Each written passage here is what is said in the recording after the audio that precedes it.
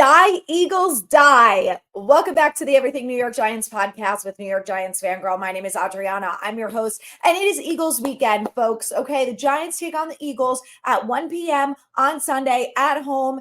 It's the Saquon Barkley reunion. It's the Nick Gates reunion, who better not be playing. And it's time. The Giants beat them last year, week 18. They can do it this year. I know you're going to be like, you say this every week, but it's true every week aside from Seattle. This is a winnable game. There's no excuses for the Giants not to win this game.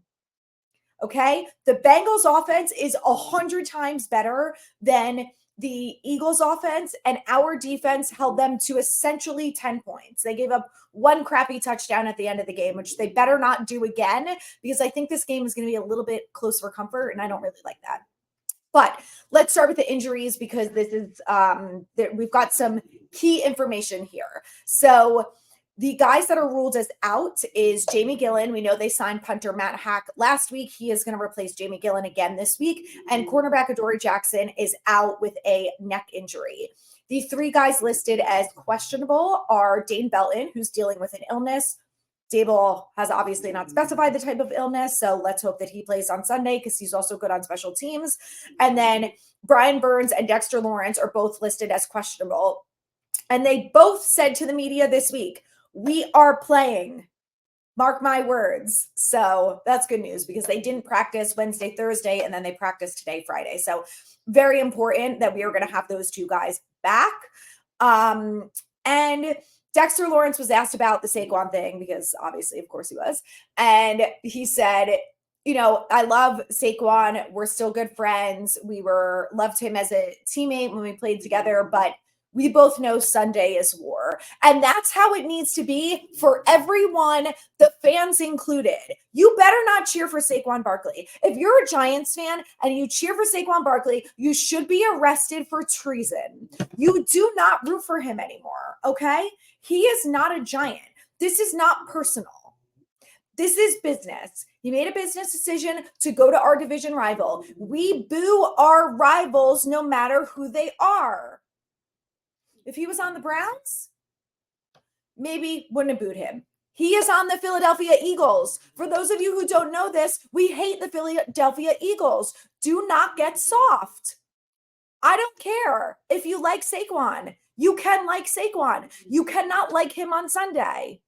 When the game's over, you do what you want. You're going to that game Sunday, you're not allowed to cheer for him. It's boos only. Okay? The people in the building, they will say hi. They can be nice to him. You can't. You're a fan. It's not your job. Your fan is to root for the team, not the players. Got that? So if OBJ starts playing in Miami, because he's finally, I don't know if he is, off the injury list, you want to root for Miami? You want to root for OBJ when he's playing that game? Fine. He's not a division rival. It is not the same. Still shouldn't be rooting for him. Get over it. But anyway. So we're going to boo Saquon. Next up, speaking of running backs, Devin Singletary is back. He is going to play on Sunday. He's off the injury report and healthy. Dable was asked about, Tyrone Tracy has done really well. What do you expect when it comes to the two of them both getting playing time? And Dable said that Tracy will get significant playing time. He's earned it. Good job, Dable. That's the right move. Speaking of someone else who is no longer on the injury report, who is going to be one of the key reasons as to why the Giants hopefully win this very winnable game, is Malik Neighbors. I'm checking the Eagles, and they still have not posted their injury update. So I will keep checking and update it towards the end of the game. But I want to, or the end of the podcast, but I want to continue on with the Eagles for a second. In regards to injuries, because there is a potential that they are missing 4 very key players to this team. And the team is already struggling. And with these 4 guys not practicing Wednesday, Thursday, I don't particularly feel great that at least all of them are going to play on Sunday. So let's keep our fingers crossed. Number 1, Jalen Carter, who has been probably the best player on this defense. No questions asked. He did not practice Wednesday, Thursday. Same goes for these other 3 guys. Jordan Mailata, who is their very good left tackle. Darius Slay, who we all know, great corner. And of course, tight end Dallas Goedert. So I'm waiting to see what happened today. If they did not practice, then they are likely going to all be ruled out. So we should be good to go. Hopefully, we have that by the end of the episode. I want to continue on with the Eagles because I have some tidbits for you that I would like to share. First up is that Fred Johnson is their backup swing tackle, and he is very likely to be the left tackle with Jordan Mailata likely being out. So with that being said, Fred Johnson has played a little bit so far this year, not a lot. He played a little bit against the Browns and did okay versus Myles Garrett. He got some good reps, but obviously he's nowhere near as good as Jordan Mailata. So if I'm Shane Bowen, Brian Burns is being lined up against him immediately from the beginning until the very end of the game. Get pressure on Jalen Hurts. Speaking of Jalen Hurts, he has 27 turnovers from this season and last season. That leads the league He's the most in the NFL with turnovers. So we can shit on Daniel Jones all we want, but at least he doesn't have that many turnovers. It could be a little bit worse. So pressure Jalen Hurts is going to be very important, especially knowing that that left tackle is not who it used to be. And also their center is not Jason Kelce anymore. So I know we're missing Kayvon, but Aziz absolutely killed it last week. We need another really good showing out of the front four. Obviously, Dexter going against that center. Best of luck, honey. Dexter's going to flatten you real quick, but I'm excited to see that play out. The Eagles defense only has 11 sacks, unlike the Giants defense, who we all know is leading the league in sacks, and had 7 in one game. So let's do that again, shall we? They just have an average blitz rate in the NFL. Their run defense has struggled a lot. So when we talk about the Giants, it's something that they're really going to have to focus on. They have to exploit the Eagles run defense. Heard that before. And the Eagles have not scored a single point in the first quarter at all this season. That's wild. Like I said, we all know this. They have a pretty good team. So the fact that that's going on, this cannot be a get right game for the Eagles. They can't allow that to happen. Not in our house. Okay, let's continue on here with some of my Eagles things that I have over here. So the Eagles offense, we have to get them in 3rd and long again. And when we talk about their offense versus our defense and how successful our defense for the most part has been on stopping 3rd downs, except when it's Joe Burrow on 3rd and 18, they have mostly done a very nice job of stopping that. So if they can force the Eagles into 3rd and long situations, they're going to be able to have success, especially in the last few weeks, the way that our defense has been hitting home with all the sacks. Pass rush has been doing really well, especially on 3rd down. Again, you can ask Joe Burrow. He had one nice play. The rest of them, not so good. So the 3rd down pressure rate has been really good. That's something I would like to see Shane Bowen continue with the defensive scheme this week. Their defense has one of the lowest pressure rates in the NFL. So again, something to watch when we talk about the offense. Nakobe Dean has not been good in coverage. So something else that, again, is going to hopefully help the Giants when we talk about their offense. The Eagles are this is interesting. The Eagles are tied with Giants for red zone efficiency at 25th.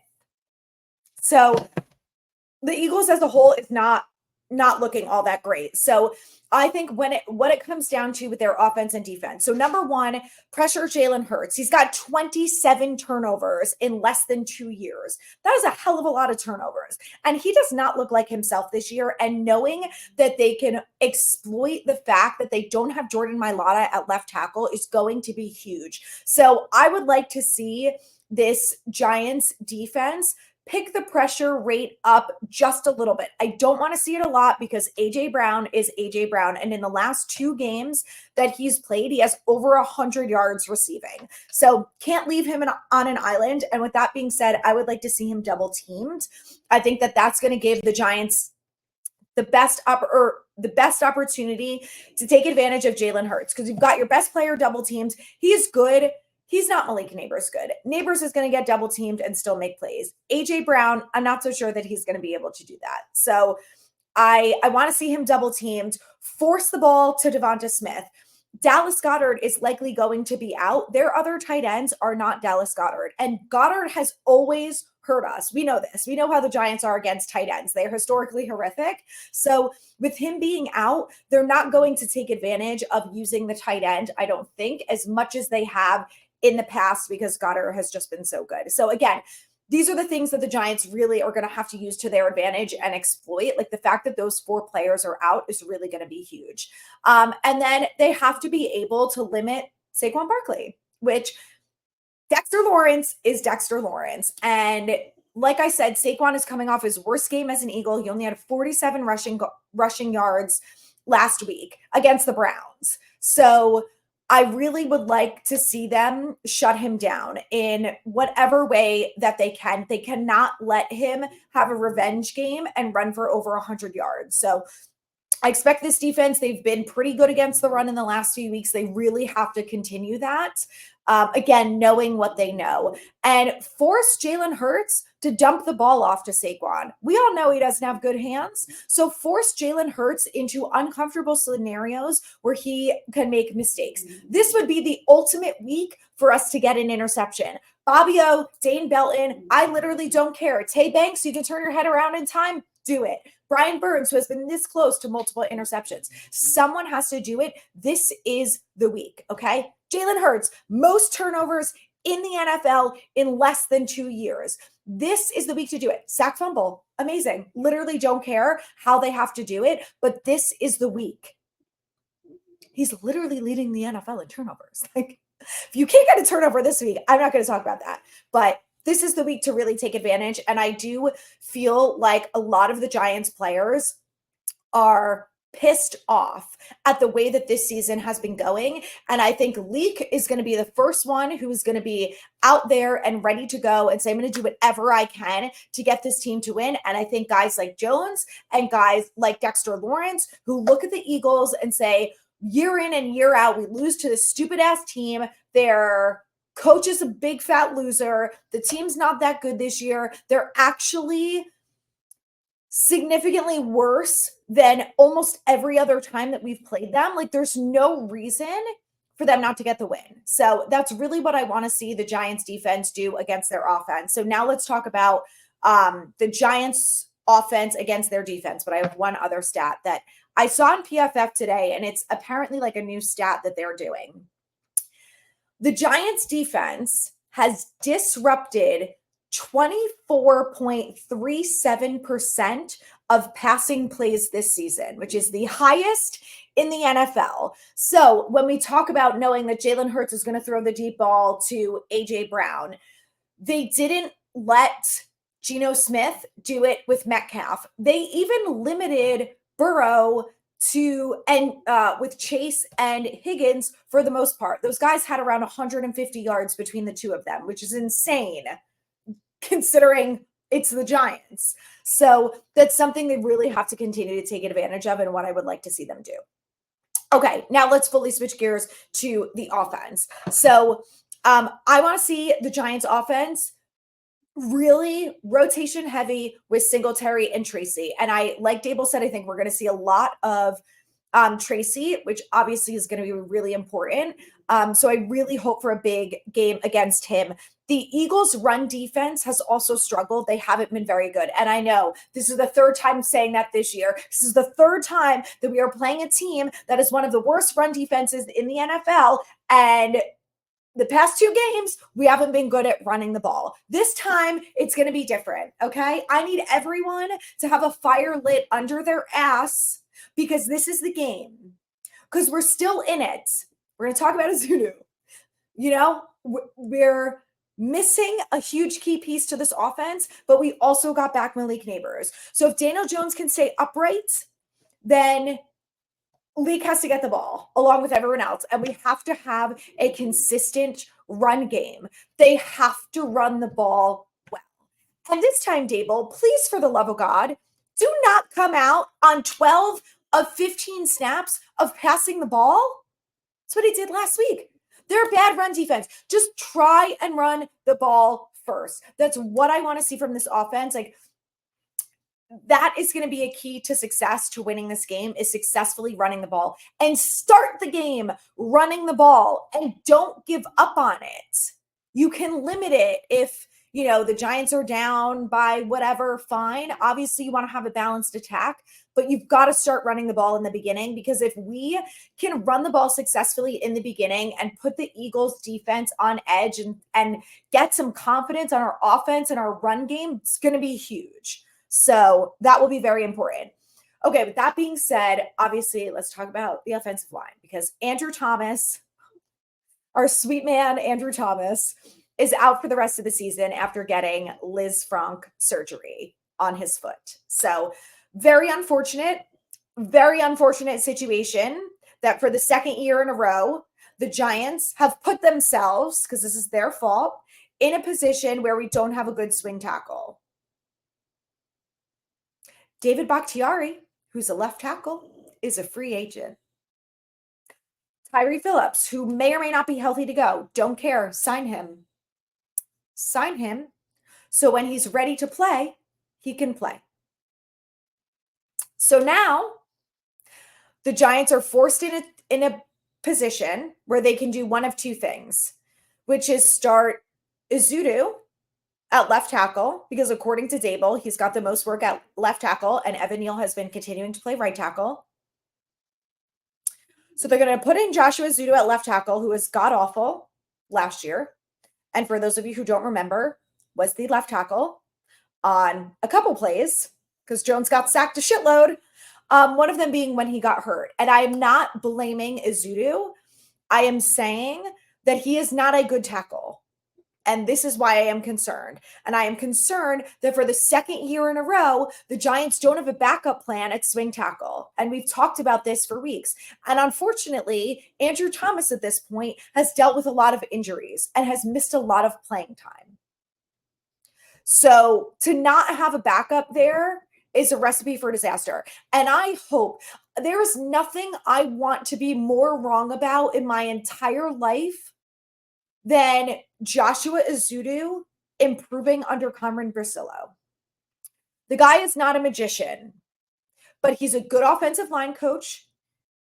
He's done a really nice job with the offensive line that we have seen so far. Not a magician, but has he helped Ezeudu improve? And Neal, for that matter? I fucking hope so. We're going to find out in less than 48 hours. So I really hope that that's the case, because if Ezeudu, I don't need him to be Andrew Thomas. He's never going to be Andrew Thomas. Even Dable was like, Andrew Thomas is Andrew Thomas. Like, we don't expect literally anyone to replace him. But, the expectation is just like, don't get Jones killed, keep him upright most of the time. So with that being said, it looks like Sweat is going to line up against Ezeudu. Now, Sweat is not Myles Garrett.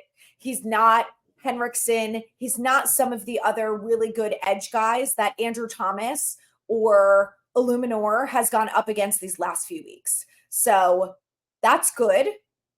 But we're also talking about Joshua Ezeudu, not Andrew Thomas or Illuminor. So we'll see how things go. I just realized I never said what the second option for the Giants was, which Dable talked about, but I'm torn on this, is moving Illuminor to left tackle and then playing Neal at right tackle.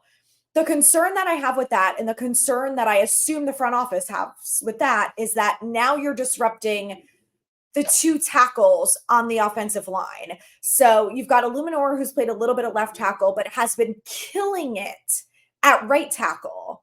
So I just feel like moving him at this point is not really a good idea. And I don't know about you guys, like, do you have more faith in Ezeudu or Neal at this point? I mean, I have like about this much faith in both of them. So it's pretty small for both. Probably about the same, honestly. Maybe a little bit more in Ezeudu because, I don't know, was he the tiniest bit better than Neal? I guess. Neal was truly horrible. And and Ezeudu was bad. So whatever. Either way, I don't feel great about that. So I really hope that that's not the route that they end up going. And Dable said that they were going to consider it. And I think at practice one day this week, they did move Illuminor to left tackle, but that's just not what I would do. I would keep Ezeudu at left tackle, and you got to have Theo Johnson or Bellinger out there. Like someone has to help that man. So that's what I would do, and just kind of staff up the O-line as best as you can. Theo and Bellinger are both good blockers. It's a shame because I really would like to see Theo used more in the passing game. He's the only one who has caught 100% of the targets that has come his way in the last 2 games. But I also just feel like you have to do what you have to do to keep Daniel Jones upright, knowing about that injury clause, and also knowing that we need to win this game. Like, I'm just so sick of losing. And I know people are like, I don't care. Like, let's just tank. I'm not you, and I will never be you. I am not rooting for a tank ever. So that's what I am hoping for from this offensive line. You know, they also have to be better about the run blocking, because last week they had one of their worst weeks of run blocking, and it's not going to fly this week. You can't do that against a team that has a really bad run defense. Like, enough is enough. So, yes, strong run defense, offensive line success, get the ball in the playmakers' hands, and Jones just can't afford to make any mistakes this game. I really believe that if through the first half, the Giants have no touchdowns and Jones is a disaster, like I'm talking throwing interceptions, turning over the ball. I mean, if it's a red zone interception, I honestly wouldn't be surprised if Dable kind of just benches him right there. I think the combination of knowing that Ezeudu is the left tackle and we really don't know what we're going to see out of him. Dable can say whatever he wants about how Ezeudu has performed and this, that, and the other, but like, I don't believe anything that comes out of his mouth until I see it on the field. So let's actually see with our own eyes. If he has good protection and Jones is still making mistakes, then it might be the last time we see Daniel Jones. I think I will leave it at that. But so I think as a whole, he can't afford to make any mistakes. Like the red zone interception last week was just so asinine. And my concern is that Vic Fangio, who is the Eagles defensive coordinator, watched the Bengals tape and said, well, all we have to do is get to Jones early and stress him out, and he'll never recover from it, which is basically what happened last week.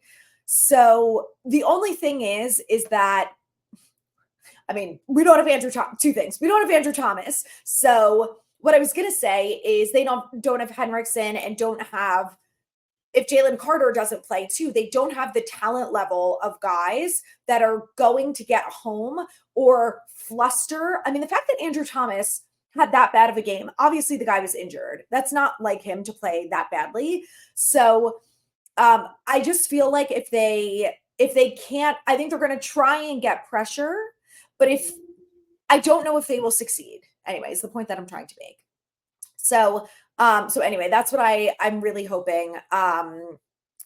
What else was I going to say? Let me see how we're doing with the Eagles. If they posted their injuries, now would be the time. I don't care about Sunday's outfit. They're wearing white jerseys, in case you were wondering. Okay. No update from them on the injuries yet. Oh, I know what I want to talk about. I went on a rant about this on TikTok, but I want to talk about it here because I think a lot of you guys feel the same way as I do. And I get a lot of this question all the time is, why isn't Ezeudu playing guard, which is the position that he was drafted to be? And why isn't Neal playing left tackle, which is the position that he succeeded at in college? Spoiler alert, I don't know. If I could ask them, I would, because it's so insane to me, the decisions that they make sometimes. And Dable was asked about why they have Ezeudu at left tackle as opposed to guard. I think it was Jordan who asked, because that was the position that he was drafted at. And Dable said something like they like his athleticism and they feel like his footwork gives him the position to also be a good left tackle, which, like, okay, whatever you say, Dable. I don't believe that. But So that's their reasoning, right? Is that he has better footwork, I assume, than Evan Neal? Like, is that what they're trying to say? Which is, I would fucking hope so. From what I've seen from Evan Neal, his footwork is atrocious. So I think that's the reasoning on Azudu anyway, which I still think is asinine. Put the guy at guard. He's not a tackle. So I would prefer them to do that. I think the problem with Neal is that they drafted Neal to be the right tackle because he had experience playing there and because Andrew Thomas was left tackle and they were never going to move Andrew Thomas, which is fine. But at this point, Evan Neal has been awful at right tackle. So why aren't you working him on both sides so he can be a swing tackle? We need someone who can be a swing tackle. And I don't personally think that Evan Neal is going to be the guy. From what we've seen out of him, he's likely not the guy. But if you're not going to sign, which they didn't, a Bakhtiari or a Tyree Phillips, or bring in literally anyone else who could be a swing tackle, then why aren't you having either one of them train at both positions, especially Evan Neal, who actually fucking played tackle in college? He played left tackle and he played right tackle, and he was a better left tackle. So I just can't understand why, for someone who's on the bench for 6 weeks and had an entire offseason, why you wouldn't train him at both positions. I don't know. And I don't think anyone has asked Abel this. And if they have asked Abel, he likely gave some stupid BS answer because it's the same stupid BS answer probably that he gave for Azudu. So I don't know. It's extremely frustrating to me as much as it is to you guys. It drives me absolutely insane, clearly. And I just feel like they're not always setting these players up for success. I think what Shane Bowen has done on the defense, I actually think he's done a really nice job of that, the way the season has gone so far. But I think on offense, when you look at this offensive line and specifically those two players, like, especially after they cut McKeithen, who was even not even very good, but they drafted him as a tackle and he tried to play tackle and he was not good at tackle. So Evan Neal, have him get snaps at left tackle. It is so mind-boggling to me and beyond frustrating. I clearly don't have the answers, and I don't know what their reasoning in the building is for it, but it's truly mind-blowing to me. The other thing I wanted to say is that the Giants did elevate a tackle from the they signed off the practice squad. Okay.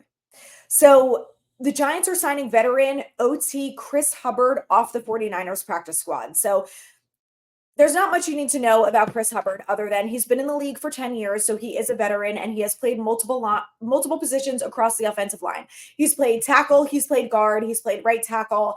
Last year he was on the Titans. He played 9 games and they just have him listed as an offensive lineman. So I'm not 100% sure what position he played, but based on the fact that they signed him and he's called OT, I'm assuming he's a tackle. So will he get any playing time? I don't think so. I don't know when they signed him. Dable announced it today. So if they signed him yesterday, maybe he got some reps and there is a potential that we could see him on Sunday.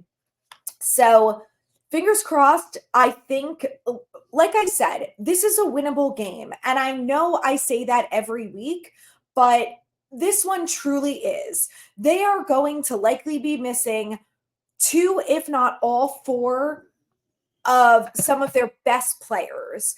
And if those guys can't play, there's really no reason. We've got 2 good weapons back. The biggest outlier to me in this game is Zudu. If he is serviceable, no excuses. For Daniel Jones, for the run game, for literally anyone, no one has an excuse. So that's what I want to see. I really want to see that. And I do want to see the fans boo Saquon. And I want to see the Giants get a win. So that's where I'm at. I'm not on the tankathon. You guys ride that train by yourself and enjoy. But we'll hope for a good game. I'll be at MetLife Stadium on Sunday. I will be wearing blue and red and white. Not this, don't worry. And we'll be cheering on my team because I'm a Giants fan and that's who I'm rooting for. And that's who we all will be rooting for. So let's go Giants. They can get the win on Sunday. They're capable. I believe in them. I've still got a little bit of faith. Let's turn this season around. Let's figure it out. Next man up. That's what this team is built on, allegedly. So they say. So this week is the time to show it. So thank you guys so much for listening. Please like, subscribe, share with a friend. If you see me at the stadium, let's high five, cheer on the Giants, drink together, any of the above. But let's root on our team, root for a win, and go Giants.